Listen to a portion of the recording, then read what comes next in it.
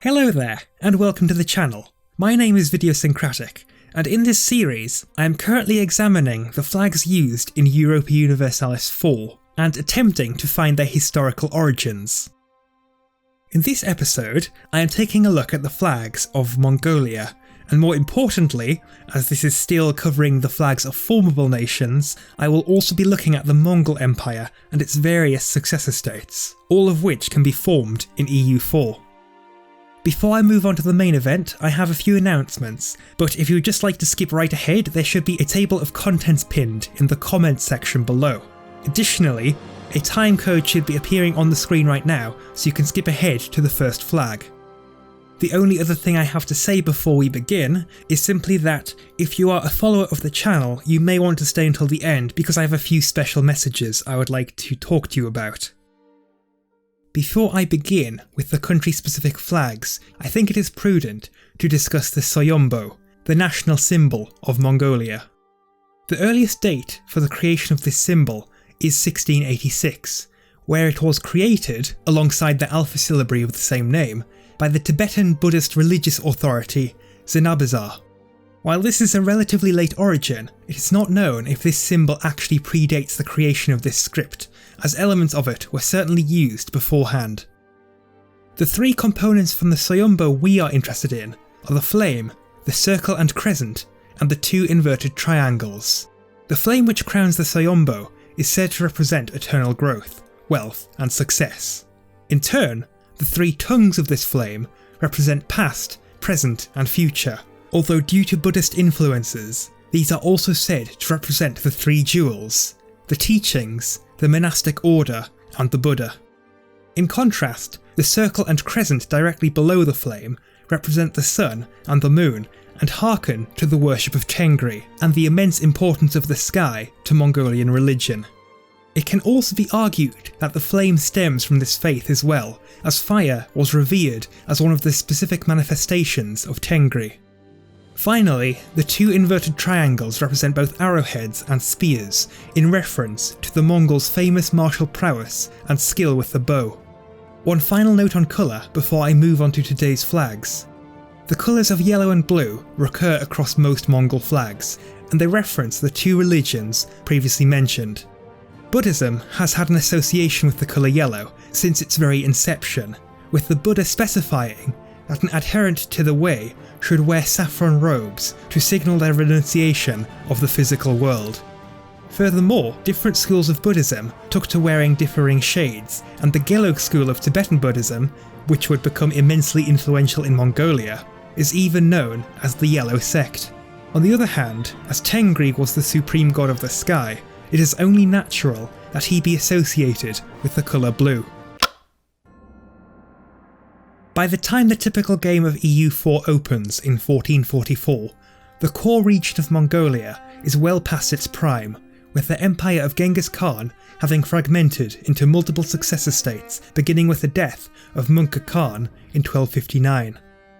The Great Yuan dynasty, which had once ruled all of China, was chased out by the rising Ming dynasty in the latter 14th century, leaving only their remnants ruling in Mongolia as the Northern Yuan dynasty, which is what Mongolia represents in-game. To make matters even worse, these claimants to the mandate of heaven are under the de facto rule of the Alliance of the Four Oirats and its powerful and ambitious ruler, Eshen Taishi. Despite this immensely deprecated start, not all is lost. Within the time frame of EU4, the Northern Yuan dynasty was able to reunite the Mongol nation under one rule that same century, thanks in no small part to the energetic and supremely talented rule of Queen Mandukai. In terms of their flag, the in-game version of Mongolia uses the flame, sun and crescent moon motifs from the Soyombo in white on a blue field. The blue reflects the sky, the domain of Tengri, while white is also considered a fortuitous colour in Mongolia. This flag appears to be based on a pennant seen in the Mongolian Military Museum in Ulaanbaatar. Speaking of overlords, the Alliance of Four Oirats, also known as the Oirat Confederation, was composed of the Oirats, the forest-dwelling peoples living to the west of the Northern Yuan dynasty. While still a Mongolian people, after the flight of the Yuan from China, they began to develop a separate identity, a process largely complete by 1444. The origins of the flag used by the Oirats in-game is quite bizarre and rather surprising. It is taken from a former flag of the Republic of Kalmykia, a federal subject of the Russian Federation located north of the North Caucasus and with a coastline on the Caspian Sea. This is obviously quite a way away from the location of the Oirats at the start of the game, but it makes slightly more sense in context. Beginning in the early 17th century, the Oirats began to migrate westwards until they eventually settled in the territory known today as Kalmykia. During this journey, they became known as Kalmyks, meaning remnant, to the Turkic peoples they encountered on their way. The exact meaning of this exonym is contested, but the two most commonly accepted theories are that they remained Buddhist while other tribes converted to Islam, or that they remained in the Altai Mountains while the Turkic tribes continued to migrate further west. The in-game flag references the 1992 flag of Kalmykia, with it sharing the central symbol and red and yellow colour scheme. Despite initial appearances, the central symbol is actually a highly stylised flame and thus harkens back to the Soyombo. What appear as two waves beneath this flame is actually the extremely stylised text for Kalmyk in Clear script, the alphabet created for the Oirat language in 1648. As discussed previously, the yellow is used on this flag to represent Buddhism, and it is even more important as the Gelug school is especially prevalent amongst the Kalmyks. Although less powerful than the Oirats, the remnants of the Yuan dynasty are also bordered to the east by another independent group, the Korchin Mongols, whose descendants now mostly live in Inner Mongolia. The flag of the Korchin in EU4 shows 6 stylized characters which originate from the small seal script, an archaic Chinese writing form proclaimed as the national standard under the first emperor, Qin Shi Huang. This text reads, "The commander of the Doyan Guard," with this referring to one of the many frontier guards established during the early Ming. As the dynasty which reclaimed China from the Mongols, the Ming were acutely aware of the military threat they still posed, and so many guard units were established, especially during the reign of its first ruler, the Hongwu Emperor. The Doyan Guard was one such unit, seemingly responsible for monitoring the southeastern areas of Inner Mongolia, and thus broadly aligning with the lands of the Korchin. This text was adapted from the official seal of the Guard, with the omission of one character to make this into a personal standard rather than representative of the unit as a whole. As previously described, Mongolia had fallen a long way since its zenith, but that doesn't mean you can't reform the Mongol Empire in-game.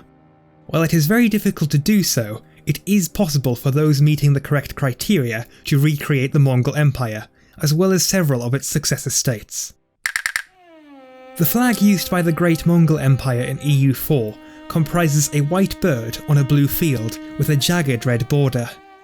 This flag appears to have been adapted from a flag flown during the 800th anniversary of the Mongol Empire, which was held in 2006. The original flag was a pennant with a red fringe, represented here by the red border. The bird which appears on this flag is presumed to be a falcon, probably a geofalcon, as viewed from above with its wings splayed. The falcon is a symbol strongly associated with Genghis Khan due to his direct descent from Budonka, a commoner who used his tamed falcon to hunt.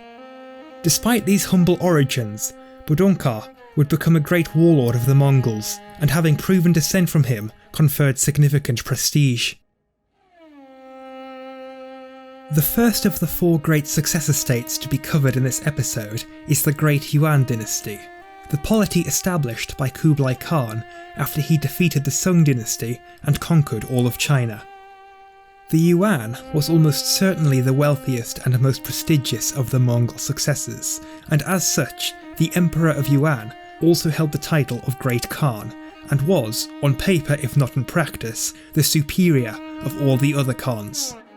The Yuan faced popular rebellion in the mid-14th century, and were run out of China proper by the Ming dynasty, leaving a northern remnant in Mongolia. Perhaps as the result of this, the Yuan flag in EU4 is simply another variation of the now familiar Soyombo symbols seen on the Mongolian flag. Compared to the other successors, the Chagatai Khanate is the only polity to still exist in 1444. As its name suggests, the Chagatai Khanate was founded by Chagatai Khan, the second son of Genghis Khan. While it exists at game's start, it is still in a precarious position. It lost Transoxiana to the Timurids in the mid-14th century, and the Khanate of Yarkand in its south was increasingly pressing for greater autonomy. Perhaps a more appropriate name for the Chagatai Khanate at this juncture in history would be Mogulistan, a name frequently applied to it after its losses to Timurlane. The flag used by the Chagatai in EU4 is the first of this episode's flags to have been taken from the Catalan Atlas. This atlas was produced by the Mallorcan Cartographic School in 1375 and is a fantastic source for what was understood about the world by the European intellectual community of the time. The map is also remarkable in that, unlike similar medieval maps, it attempts to be as evidence-based as possible. However, how much it actually succeeds at that depends on the distance from the centre of its creation. While Western Europe has a high degree of accuracy for the time, the further east you go, the more fanciful the information on the map becomes. Regardless, the Catalan Atlas shows a variation on this flag comprising a golden square on a white field, flying over several cities of Central Asia. This flag is represented quite faithfully in-game, but also has a stylised bow and arrow symbol added to its centre to distinguish it from Yarkand.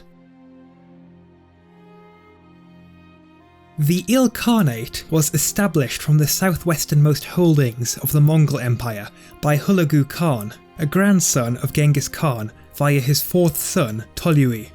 The Ilkhanate was centred on present-day Iran, with the city of Tabriz serving as its capital for many years.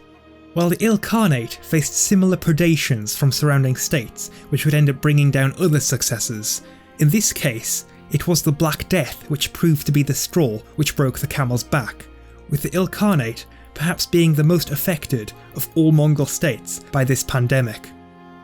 Similar to the case of the Chagatai Khanate, the flag of the Ilkhanate appears to have been taken wholesale from the Catalan Atlas, where it can be found flying over Iranian cities such as Hormuz or Kerman. This flag is also specifically described as a Persian flag in the Book of Knowledge of All Kingdoms, a Castilian source nearly contemporary to the Catalan Atlas. The final nation of this episode, and the last of the Mongol successor states to be covered, is the Golden Horde. The Golden Horde was the northwesternmost territory of the Mongol Empire, founded in 1242 by Batu Khan, a grandson of Genghis Khan by his first son, Jochi. At its height, the Golden Horde was the terror of Russia. However, as with the pattern of all these other states, those days had long since passed by 1444. While the Golden Horde doesn't exist at the beginning of the game, this is not entirely true historically. In EU4, the Great Horde takes the place of the Golden Horde. However, this wasn't always the case, as prior to patch 1.19, the Great Horde used to be known as the Golden Horde, as still shown by its 3-letter tag. In real life, the Great Horde was one of the remnants of the Golden Horde after it too fragmented.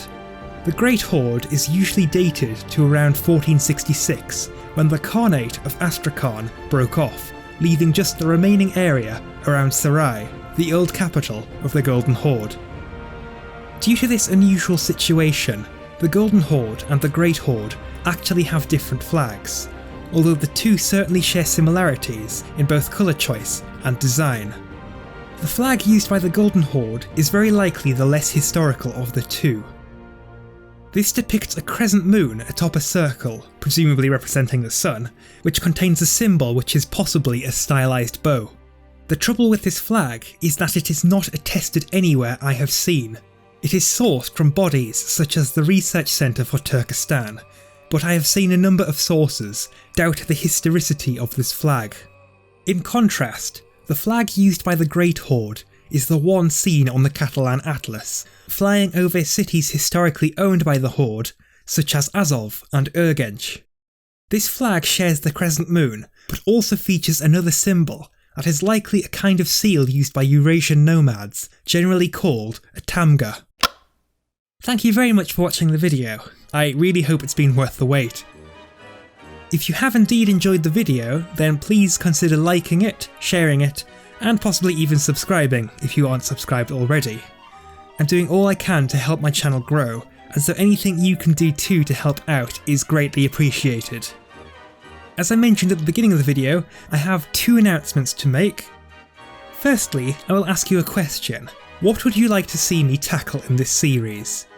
Do you have any particular areas of the world or specific countries from EU4 you would like to see me take on? Secondly, my channel goes through periods of low activity, and if you're ever wondering what's going on with that, then please check the discussion page on my channel. I'm currently attempting to keep that up to date with what I intend to do and what series I will be working on and bringing to the table, so please have a look at that if you're interested in learning a bit more about the channel. Anyway, I hope to see you in the next episode. In that episode, I aim to continue with the formable nations, and I believe I will likely be covering other formable nations in East Asia. Once again, thank you very much for watching, and I hope to see you again. Until then though, ciao!